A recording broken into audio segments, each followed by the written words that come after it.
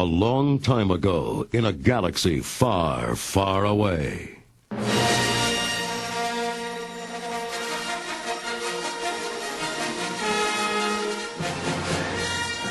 Rebel commanders were planning their next move against the evil Galactic Empire. For the first time, all warships in the Rebel fleet were being brought together to form a single great armada. Little did they know, however, that the rebellion was doomed, for the Emperor had ordered the construction of a new armored space station, more powerful than the first Death Star. Amid the frantic construction operations, an Imperial shuttle arrived at the massive docking bay aboard the half-completed battle station. Death Star Commander Moff Jerjerrod and his troops snapped to attention as a black masked figure strode menacingly down the shuttle ramp. Lord Vader, this is an unexpected pleasure. We're honored by your presence. You may dispense with the pleasantries, Commander. I'm here to put you back on schedule. I assure you, Lord Vader, my men are working as fast as they can. Perhaps I can find new ways to motivate them. I tell you, this station will be operational as planned. The Emperor does not share your optimistic appraisal of the situation. But he asks the impossible. I need more men. Then perhaps you can tell him when he arrives. The Emperor's coming here? That is correct, Commander. And he is most displeased with your apparent lack of progress. We shall double our efforts. I hope so, Commander, for your sake. The Emperor is not as forgiving as I am. Meanwhile, Commander Luke Skywalker, Princess Leia, and Lando Calrissian had made their way to the desert planet of Tatooine in an attempt to rescue their friend Han Solo from the clutches of the vile gangster Jabba the Hutt. Luke's rescue plans were already underway as the golden droid, C-3PO, and his squat companion R2-D2 approached Jabba's ominous palace along a sand-swept road. Of course I'm worried, and you should be too. Lando Calrissian and poor Chewbacca never returned from that awful place. If I told you half the things I've heard about this Jabba the Hutt, you'd probably short-circuit. When the two droids reached the palace, a huge iron door clanked open.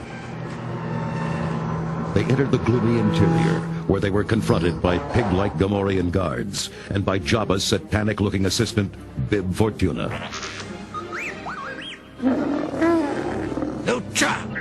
R2, I have a bad feeling about this. Before long, they found themselves in Jabba's throne room, a dank chamber filled with a bizarre collection of alien beasts, bounty hunters, and revelers. But among these dregs of the galactic underworld, the most grotesque was their leader, Jabba the Hutt, a repulsive blob of bloated flesh who reclined on his immense throne like a gigantic slug. The revolting gangster greeted the droids in Huttese. Message, R2, the message. R2 beamed a holographic image of a black-robed figure before Jabba. Greetings, Exalted One. I am Luke Skywalker, Jedi Knight and friend to Captain Solo. I seek an audience with your greatness to bargain for Solo's life. With your wisdom, I'm sure that we can work out an arrangement which will be mutually beneficial and enable us to avoid any unpleasant confrontation. As a token of my goodwill, I present to you a gift. These two droids. What did he say? Both are hardworking and will serve you well. This can't be. R2, you're playing the wrong message.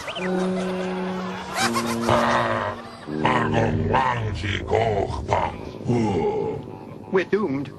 Jabba was not about to give up his favorite decoration. He gestured proudly to a metallic slab at the far end of the room. R2, look! Captain Solo, and he's still frozen in carbonite. Thus it was that R2-D2 became a service droid on Jabba's sail barge, while C-3PO was employed as Jabba's personal translator. The golden droid was soon put to work when a helmeted bounty hunter named Boushh entered the throne room, leading a shaggy 8-foot Wookiee in chains. Oh, no, Chewbacca. Droid. Yes, I am here, your worshipfulness. Yes?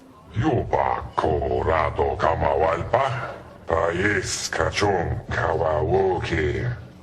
The illustrious Jabba bids you welcome and will gladly pay you the reward of 25,000. You know. 50,000, no less. Punyong hosa 50 atu. The mighty Jabba asks why he must pay 50,000. Hey, you know. Because he's holding a thermal detonator. Unitang 35 datin timangal. Jabba offers a sum of 35, and I do suggest you take it. Zebus. He agrees! The bargain concluded, Boushh joined the revelry as Chewbacca was dragged to a dungeon cell below. Later that evening, Boushh maneuvered his way stealthily through the room full of snoring drunken creatures toward the alcove holding Jabba's carbonite prize. The bounty hunter activated a series of switches. The carbonite block began to melt, revealing the dazed figure of Han Solo. Just relax for a moment. You're free of the carbonite. You have hibernation sickness. I can't see. Your eyesight will return in time. Where am I? Jabba's palace. Who are you? Someone who loves you. Leia. I gotta get you out of here. What's that? I know that laugh. Chikabuk, you need Solo. Hey, Jabba. I was just on my way to pay you back, and I got a little sidetracked. It's not my fault. We now can ban Vapodu. Look, Jabba, I'll pay you triple. You're throwing away a fortune here. Don't be a fool! We have powerful friends. You're gonna regret this. But Jabba did not seem concerned. Instead, he amused himself by making Leia his personal slave girl, chaining her to the foot of his throne. Han was dragged to a dank cell, where the blind pilot discovered that he was not alone. Chewie? Chewie, is that you? Chewie! Wait, I can't see, pal. What's going on? Luke's crazy. Can't even take care of himself, much less rescue anybody. A Jedi Knight. I'm out of it for a little while. Everybody gets delusions of grandeur. At that moment, a lone, unarmed figure clothed in a dark hooded robe entered Jabba's throne room. Have no pace, Luke Skywalker, Jedi Knight. At last, Master Luke's come to rescue me. I must be allowed to speak. You will bring Captain Solo and the Wookiee to me. I'm taking Captain Solo and his friends. You can either profit by this, or be destroyed. It's your choice, but I warn you not to underestimate my powers. Master Luke, you're standing on... The grating beneath Luke's feet dropped away, and he tumbled into a deep cavern. Jabba's minions watched with glee as a large metal door was raised near Luke. Through it lumbered a huge, slavering monster.